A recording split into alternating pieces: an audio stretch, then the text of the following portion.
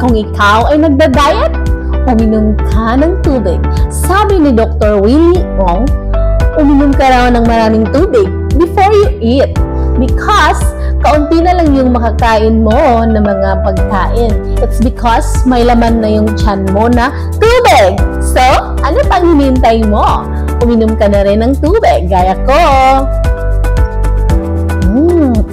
Ang sarap ng tubig, guys. Kaya, water is life. Guys, so manikaroon na mo pagkaon. Veggies with egg. Exercise time. And 1, and 2, and 3, and 4, and 5, and 1, 2, 3, 4, 5, 6, 7,